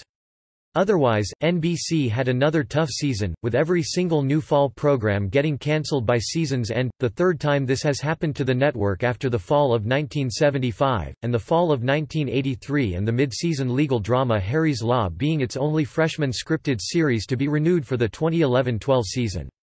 The network nearly completed its full conversion to an all-HD schedule outside of the Saturday morning time slot leased by the Cubo Consortium, which NBC Universal would rescind its stake in the following year on September 20, 2011, when Last Call with Carson Daly converted to the format with the premiere of its 11th season. The 2011–12 season was another tough season for NBC. On the upside, the network's broadcast of Super Bowl 46 was the most watched program in U.S. television history at the time, and the network's Monday night mid-season lineup of The Voice and musical drama Smash was very successful. The network managed to lift itself into third place in the 18–49 demographic in the 2011–12 season, primarily on the strength of those three programs SNF, The Voice, and Smash, breaking the network's 8-year streak in fourth place. 4 shows survived for a second season, but 3 of them were cancelled in the following year, none were unqualified ratings successes, and the network remained a distant fourth place in total viewership. In the fall of 2012, NBC greatly expanded its sitcom roster, with 8 comedy series airing on Tuesday, Wednesday and Thursday nights. NBC bounced back to first-place network in adults 18–49 that fall, boosted by the new season of The Voice, the initial success of freshman drama Revolution and sitcom Go On, and the continued strength of Sunday Night Football. However, withholding the new season of The Voice and benching Revolution until late March, the network's mid-season ratings suffered, falling to 5th place behind Spanish-language network Univision during the February sweeps period. The 2012–13 season ended with NBC finishing in third place overall, albeit by a narrow margin, with only 3 new shows, all dramas, surviving for a second season: Revolution, Chicago Fire and Hannibal. In 2013, NBC Sports migrated its business and production operations, including NBCSN, to new facilities in Stamford, Connecticut. Production of the network's NFL pregame show Football Night in America remained at the NBC studios at Rockefeller Center, with production operations based in Studio 8G, while the program itself was broadcast in Studio 8H, the longtime home of Saturday Night Live, until it migrated to the Stamford facility in September 2014. Despite the failure of another highly advertised game show event, the Million-Second Quiz, the 2013–14 season was mostly successful for NBC due to the continued success of The Voice, Chicago Fire, Revolution, Sunday Night Football and Grimm. Along with new hits including The Blacklist, Hannibal and Chicago PD and a significant ratings boost from its broadcast of the 2014 Winter Olympics, NBC became the #1 network in the coveted 18–49 demographic that season for the first time since 2003–04, when Friends ended. NBC also improved considerably in total viewership, finishing behind long-dominant CBS in second place for the season. The 2014–15 season was something of a mixed bag for NBC, but still successful. NBC launched 8 new series that year, with only one, comedy-drama police procedural The Mysteries of Laura, being renewed for a second season. Nevertheless, the network continued to experience success with most of its returning series, especially The Blacklist, despite a modest decline in viewership following its move to Thursdays midway through the season, due partly to an initial weak lead-in from miniseries The Slap. Combined with the record number of viewers tuning in to Super Bowl 49, NBC again finished number 1 in the 18 to 49 demographic and in second place overall. The 2015-16 season was successful for NBC, with the successful launch of the new drama Blind Spot premiering after The Voice, then subsequently being renewed for a second season in November 2015. NBC also continued with the success with the Chicago franchise with launching its second spin-off Chicago Med, which also received an early second season pickup in February 2016. Thursday nights continues to be a struggle for NBC, with continued success with the third season of The Blacklist brought the failed launch of Heroes Reborn, which was cancelled in January 2016, and Thriller the Player. However, NBC found success with police procedural Shades of Blue, which improved the 10 p.m. time slot and was renewed for a second season in February 2016. On the comedy side, NBC surprisingly found success in the new workplace sitcom Superstore, which premiered as a preview after The Voice in November 2015, and officially launched in January 2016, which brought decent ratings for a new comedy without The Voice as a lead-in and which was subsequently renewed for a second season in February 2016. The 2016-17 season brought more success for NBC with new comedy drama This Is Us, which was well received by critics and ratings and was renewed for 2 additional seasons in January 2017. The Blacklist continued to bring in modest ratings, however, it brought the failed launch of its spin-off The Blacklist: Redemption. NBC continued to grow the Chicago franchise with a third spin-off titled Chicago Justice. On the comedy side, workplace sitcom Superstore continued success in its second season. The network launched new fantasy sitcom The Good Place following The Voice and brought in modest ratings and was renewed for a second season in January 2017. Programming. As of 2013, NBC provides 87 hours of regularly scheduled network programming each week. The network provides 22 hours of prime-time programming to affiliated stations Monday through Saturdays from 8 o'clock to 11 p.m. 7 o'clock to 10 p.m. in all other U.S. time zones and Sundays from 7 o'clock to 11 p.m. Eastern and Pacific Time 6 o'clock to 10 p.m. in all other time zones. Daytime programming is also provided weekdays between 12 o'clock and 3 p.m. in the form of the one-hour weekday soap opera Days of Our Lives. The scheduling of the program varies depending on the station, although it is initially fed to affiliates at 1 p.m. Eastern.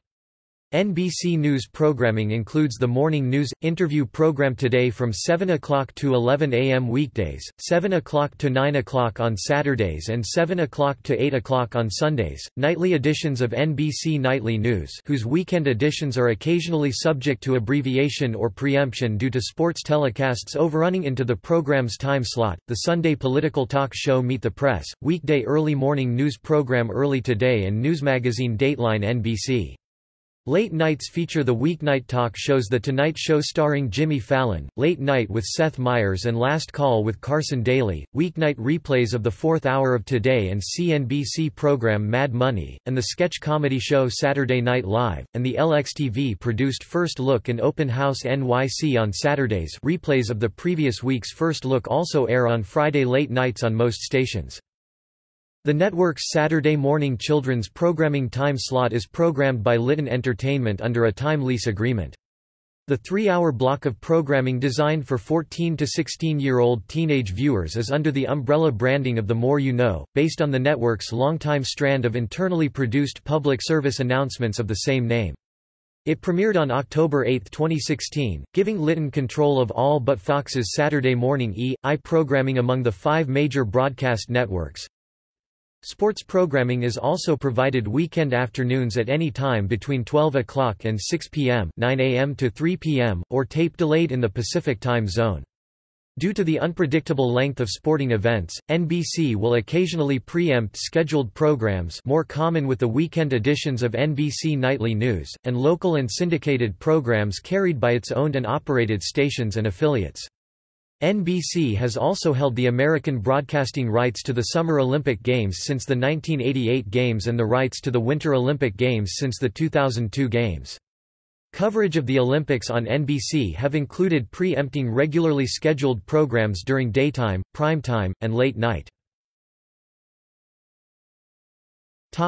NBC News. News coverage has long been an important part of NBC's operations and public image, dating to the network's radio days.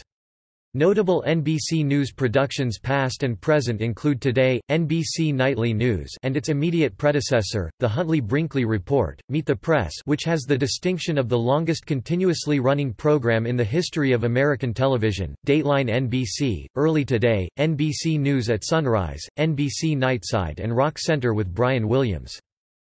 In 1989, the news division began its expansion to cable with the launch of business news channels CNBC.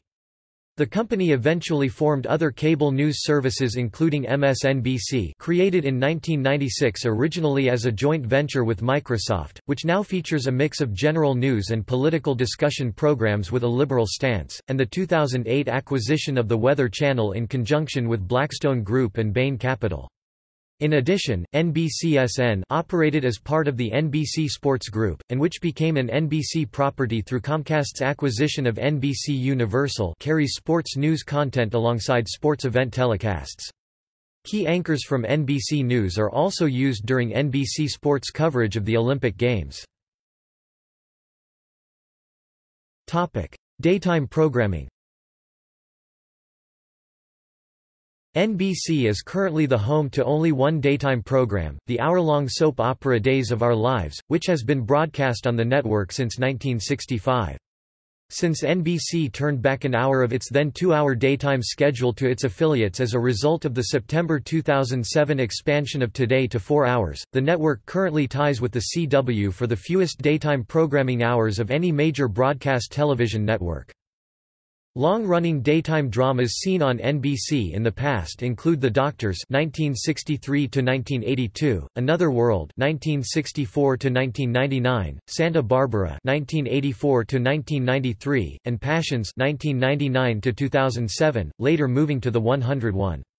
NBC also aired the final 4.5 years of Search for Tomorrow (1982–1986). After that series was initially cancelled by CBS, although many NBC affiliates did not clear the show during its tenure on the network.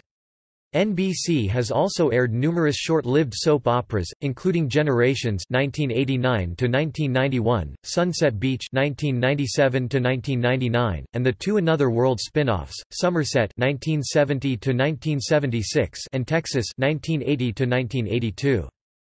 Notable daytime game shows that once aired on NBC include The Price is Right (1956–1963), Concentration (1958–1973) and 1987–1991 as Classic Concentration, The Match Game (1962–1969), Let's Make a Deal (1963–1968) and 1990–1991, as well as a short-lived primetime revival in 2002, Jeopardy! (1964–1975) and 1978–1979, The Hollywood Squares (1966–1980), Wheel of Fortune (1975–1989 and 1991), Password Plus, Super Password (1979–1982 and 1984–1989), Sale of the Century (1969–1973 and 1983–1989), and Scrabble (1984–1990 and 1993).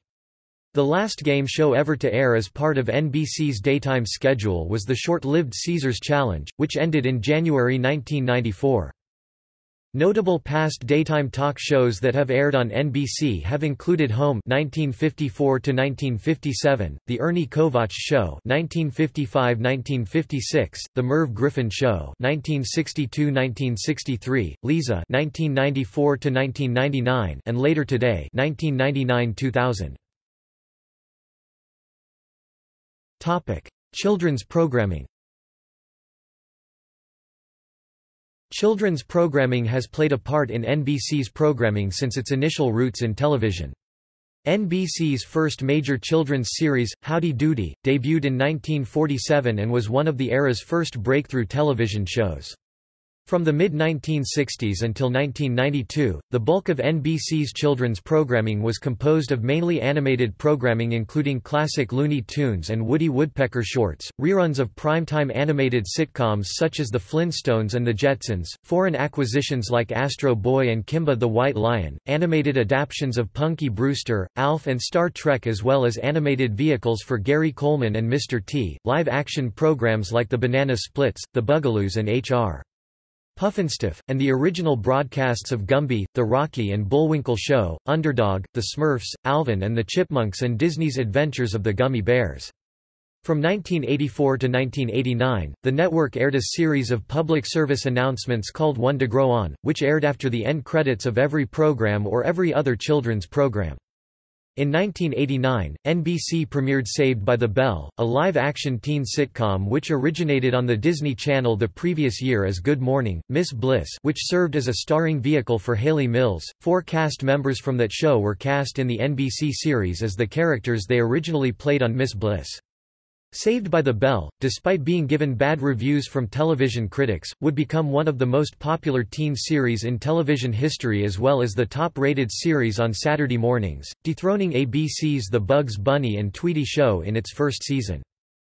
The success of Saved by the Bell led NBC to remove animated series from its Saturday morning lineup in August 1992 in favor of additional live-action series as part of a new block called TNBC, along with the debut of a Saturday edition of Today. Most of the series featured on the TNBC lineup were executive produced by Peter Engel, such as City Guys, Hang Time, California Dreams, One World and the Saved by the Bell spin-off, Saved by the Bell, The New Class, with the lineup being designed from the start to meet the earliest form of the FCC's educational programming guidelines under the Children's Television Act. NBA Inside Stuff, an analysis and interview program aimed at teens that was hosted for most of its run by Ahmad Rashad, was also a part of the TNBC lineup during the NBA season until 2002 when the program moved to ABC as a result of that network taking the NBA rights from NBC. In 2002, NBC entered into an agreement with Discovery Communications to carry educational children's programs from the Discovery Kids cable channel. Debuting that September, the Discovery Kids on NBC block originally consisted exclusively of live-action series, including reality series Trading Spaces, Boys vs. Girls, a kid-themed version of the TLC series Trading Spaces, the Emmy-nominated reality game show Endurance, hosted and produced by J.D. Roth, whose production company, 3 Ball Productions, would also produce reality series The Biggest Loser for NBC beginning in 2003, and scripted series such as Strange Days at Blake Holsey High and Scout Safari. The block later expanded to include some animated series such as Kenny the Shark, Tuttenstein and Time Warp Trio. In May 2006, NBC announced plans to launch a new Saturday morning children's block under the Cubo brand in September 2006. An endeavor originally operated as a joint venture between NBC Universal, Ion Media Networks, Scholastic Press, Classic Media and Chorus Entertainment's Nelvana unit. Ion acquired the other partners' shares in 2013. The Cubo venture also encompassed weekly blocks on Telemundo and Ion Television, a 24-hour digital multicast network on Ion's owned and operated and affiliated stations, as well as video-on-demand services and a branded website. Cubo launched on NBC on September 9, 2006 with 6 programs: VeggieTales, Dragon, VeggieTales Presents, 3 2 1 Penguins, Babar, Jane and the Dragon and Jacob 2-2. On March 28, 2012, it was announced that NBC would launch a new Saturday morning preschool block programmed by Sprout, originally jointly owned by NBC Universal, PBS, Sesame Workshop and Apax Partners, with the former acquiring the other's interests later that year. The block, NBC Kids, premiered on July 7, 2012, replacing the Cubo on NBC block. Specials. NBC holds the broadcast rights to several annual specials and award show telecasts including the Golden Globe Awards and the Emmy Awards, which is rotated across all 4 major networks each year. Since 1952, NBC has served as the official U.S. broadcaster of the Macy's Thanksgiving Day Parade. CBS also carries unauthorized coverage of the Macy's Parade as part of the Thanksgiving Day Parade on CBS. However, as NBC holds rights to the parade, it has exclusivity over the broadcast of Broadway and music performances appearing in the parade. CBS airs live performances separate from those seen in the parade as a result, and Macy's chose to reroute the parade in 2012 out of the view of CBS cameras, although it continues to cover the parade. NBC began airing a same-day rebroadcast of the parade telecast in 2009, replacing its annual Thanksgiving afternoon airing of Miracle on 34th Street. In 2007, NBC acquired the rights to the National Dog Show, which airs following the Macy's Thanksgiving Day Parade each year. The network also broadcasts several live-action and animated specials during the Christmas holiday season, including the 2014 debuts How Murray Saved Christmas, an animated musical adaptation of the children's book of the same name, and Elf, Buddy's Musical Christmas, a stop-motion animated special based on the 2003 live-action film Elf. Since 2013, the network has aired live musical adaptations with major stars in lead roles. Originally dismissed as a gimmick, they have proven to be ratings successes, as well as a nostalgic tribute to the early days of television. Past adaptations include The Sound of Music in 2013, starring Carrie Underwood as Maria Von Trapp; Peter Pan in 2014, starring Allison Williams in the titular role and Christopher Walken as Captain Hook; The Wiz in 2015, starring Queen Latifah as the Wiz, Mary J. Blige as the Wicked Witch and Uzo Aduba as the Good Witch; Hairspray in 2016, starring Ariana Grande as Penny Pingleton, Jennifer Hudson as Motormouth Maybelle, Kristen Chenoweth as Velma Von Tussle and Harvey Fierstein as Edna Turnblad, reprising his role in the original Broadway production; Jesus Christ Superstar in 2018, starring John Legend as Jesus Christ, Sarah Bareilles as Mary Magdalene and Alice Cooper as King Herod. From 2003 to 2014, NBC also held rights to two of the three pageants organized by the Miss Universe organization, the Miss Universe and Miss USA pageants. NBC also held rights to the Miss Teen USA pageant from 2003, when NBC also assumed rights to the Miss USA and Miss Universe pageants as part of a deal brokered by Miss Universe organization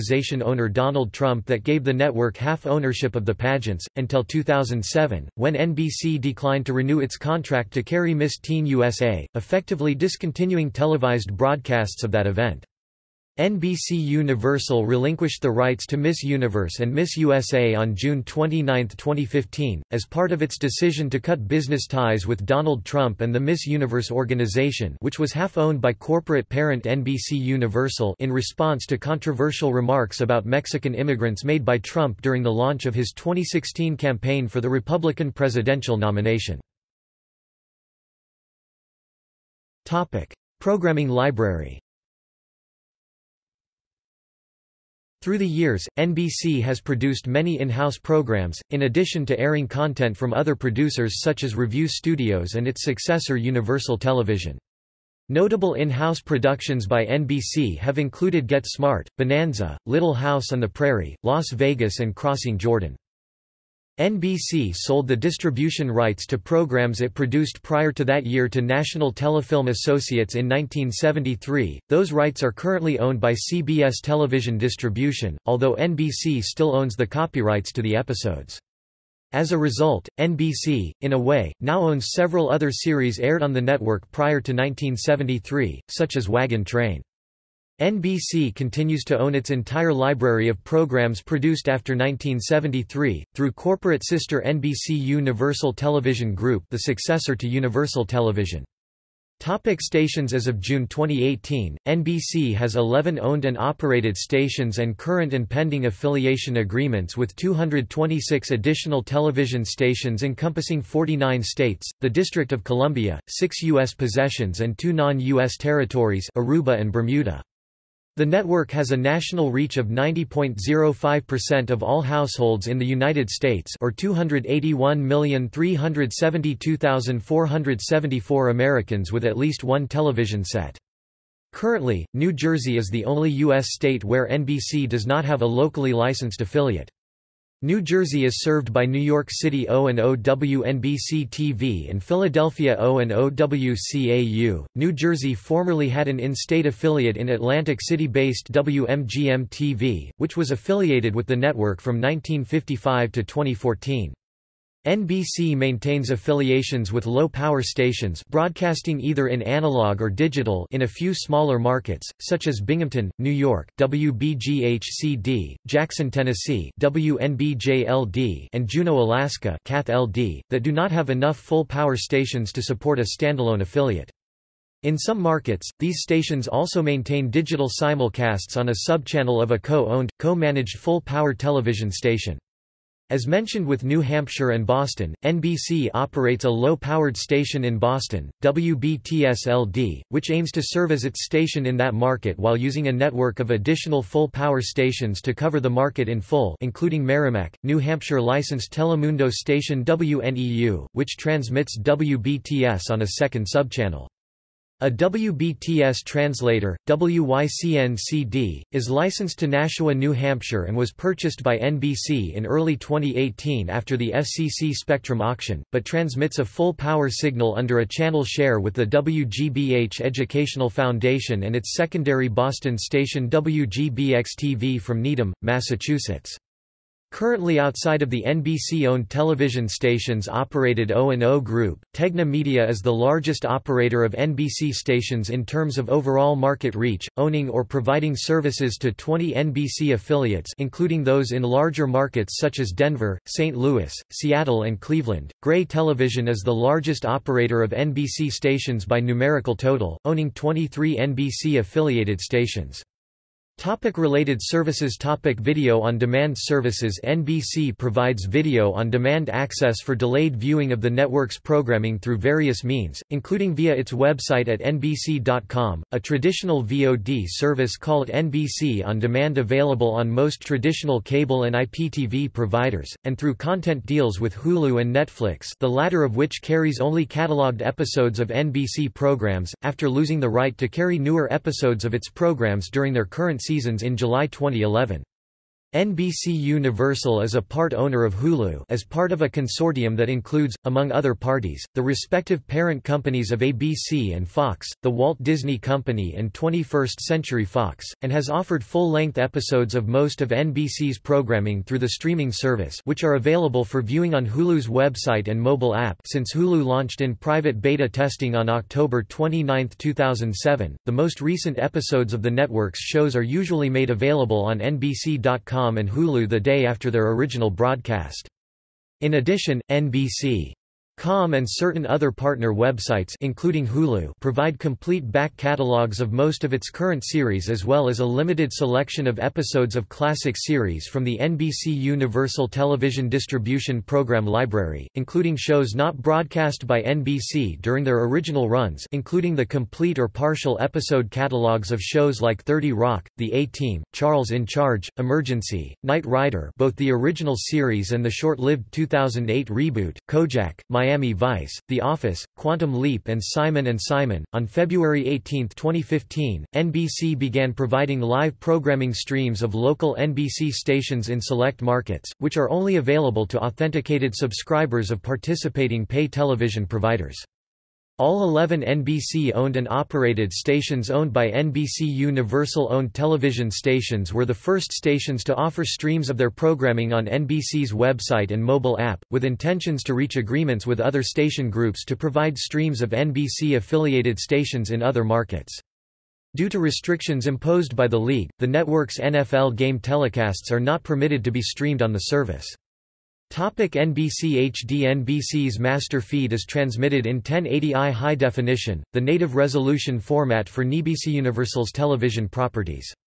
However, 19 of its affiliates transmit the network's programming in 720p HD, while 4 others carry the network feed in 480i standard definition either due to technical considerations for affiliates of other major networks that carry NBC programming on a digital subchannel, or because a primary feed NBC affiliate has not yet upgraded their transmission equipment to allow content to be presented in HD.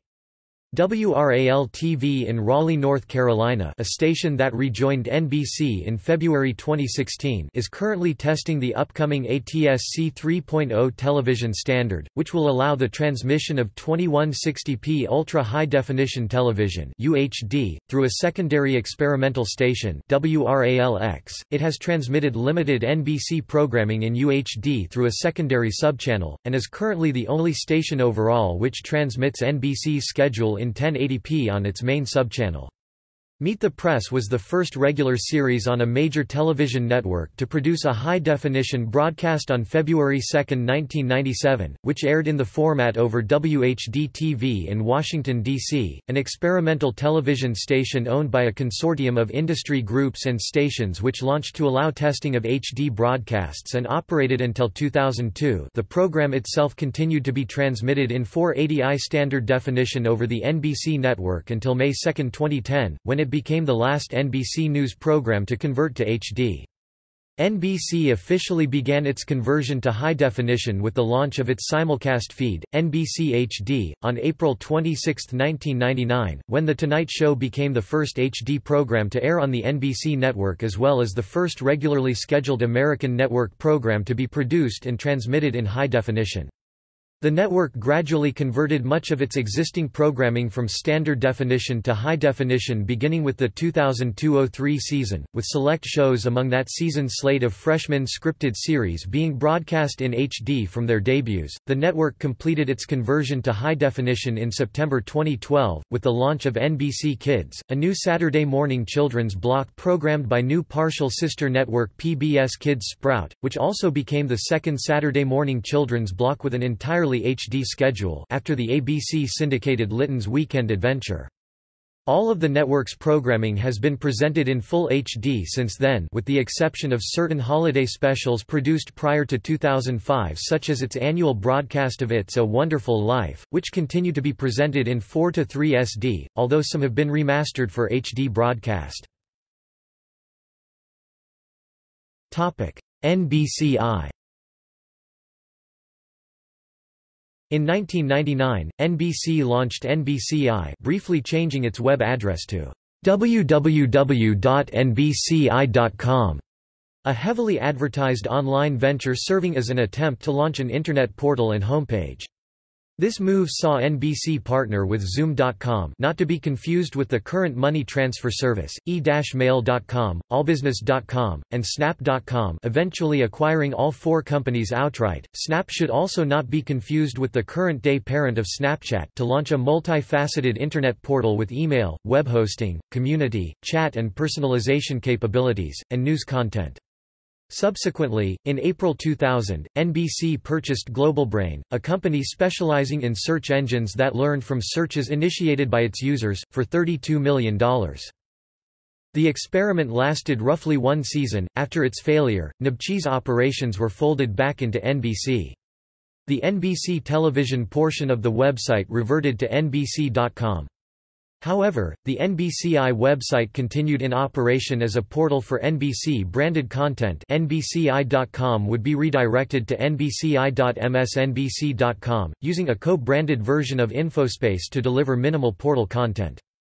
In mid-2007, NBCI.com began to mirror the main NBC.com website. NBCI.com was eventually redirected to the NBC.com domain in 2010. Evolution of the NBC logo. NBC has used a number of logos throughout its history. Early logos used by the television and radio networks were similar to the logo of its then parent company, RCA. Logos used later in NBC's existence incorporated stylized peacock designs, including the current version that has been in use since 1986. International broadcasts. Canada. NBC network programs can be received throughout most of Canada on cable, satellite and IPTV providers through certain US-based affiliates of the network such as WBTSLD, Boston, King TV, Seattle, KBJR-TV, Duluth, Minnesota, WGRZ, Buffalo, New York and WDIV-TV, Detroit. Some programs carried on these stations are subject to simultaneous substitutions, a practice imposed by the Canadian Radio Television and Telecommunications Commission in which a pay television provider supplants an American station's signal with a feed from a Canadian station network airing a particular program in the same time slot to protect domestic advertising revenue. Some of these affiliates are also receivable over the air in southern areas of the country located near the Canada-United States border. Signal coverage was somewhat reduced after the digital television transition in 2009 due to the lower radiated power required to transmit digital signals.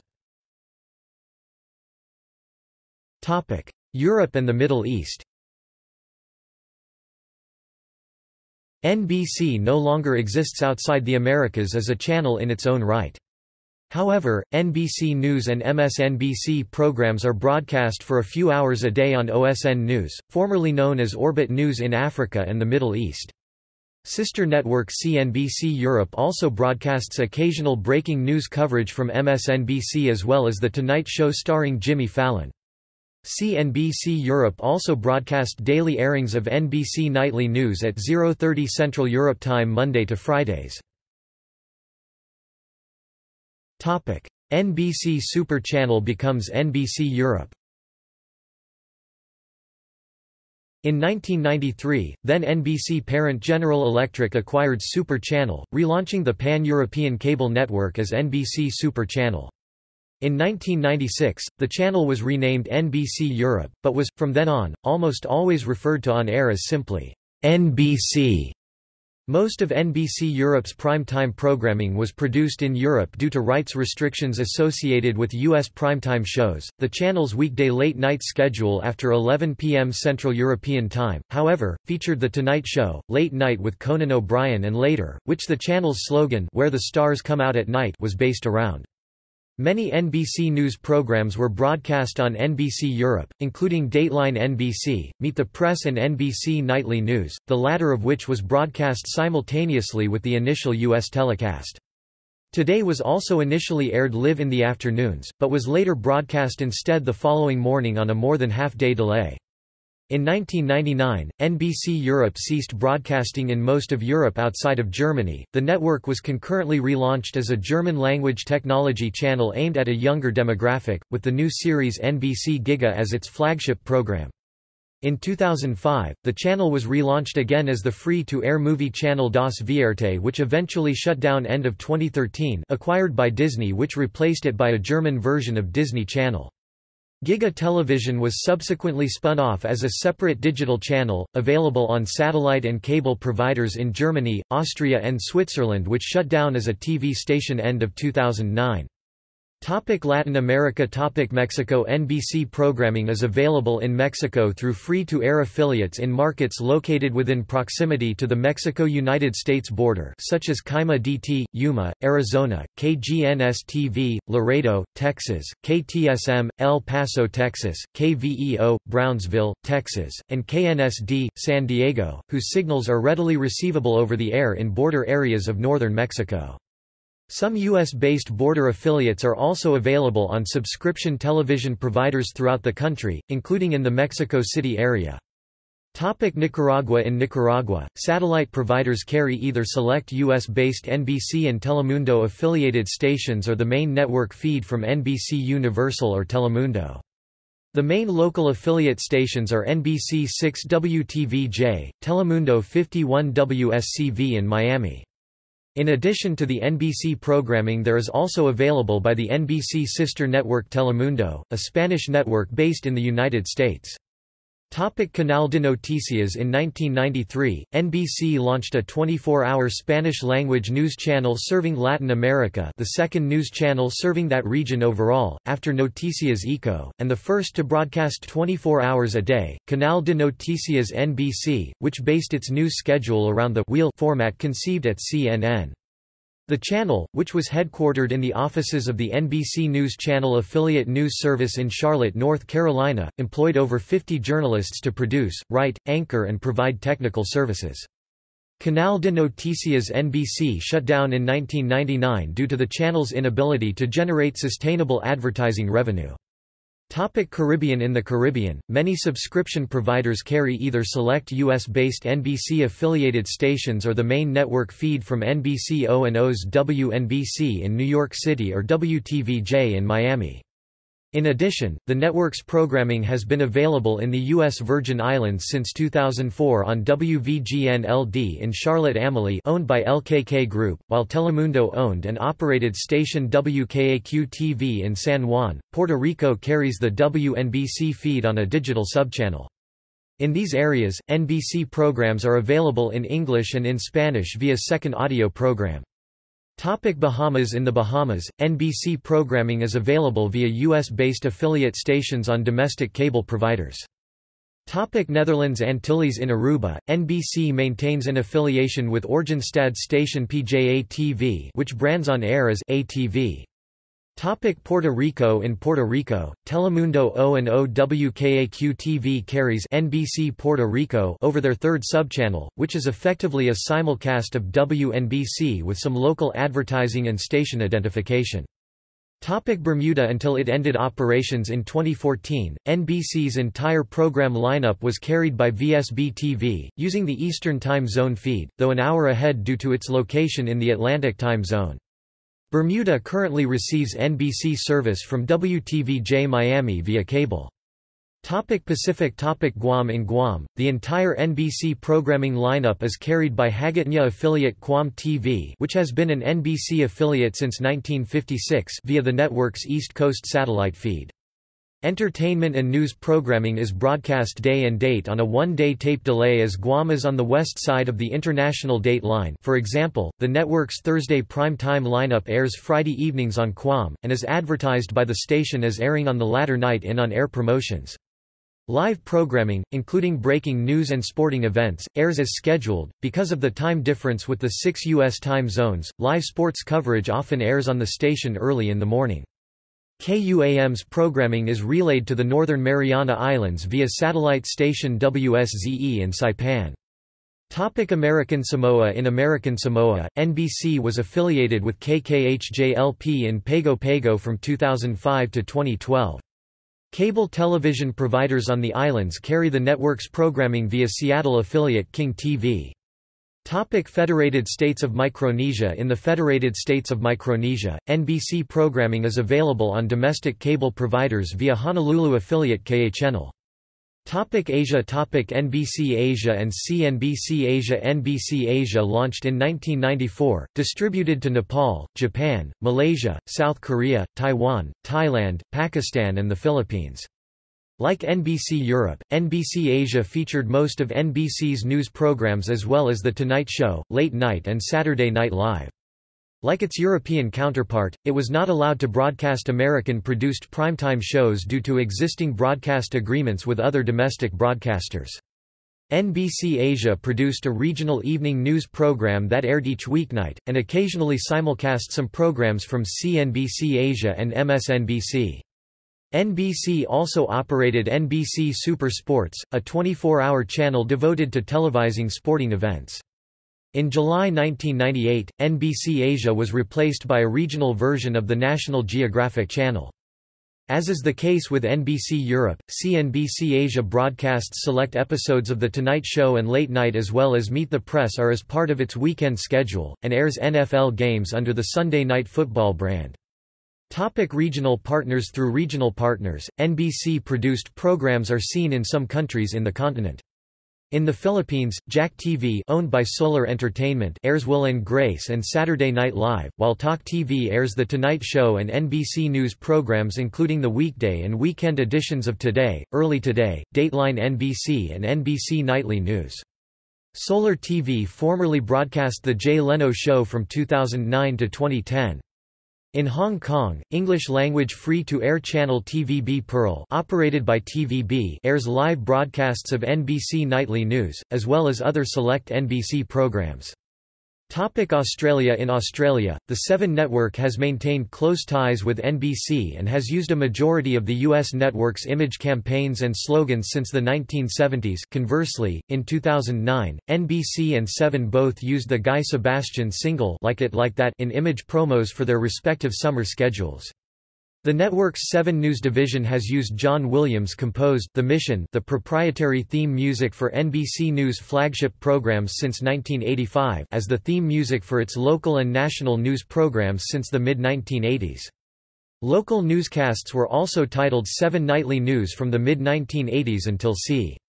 2000. NBC News and 7 News often share news resources, with the former division using 7's reporters for breaking news coverage and select taped story packages relating to Australian stories, and the latter sometimes incorporating NBC News reports into its national bulletins.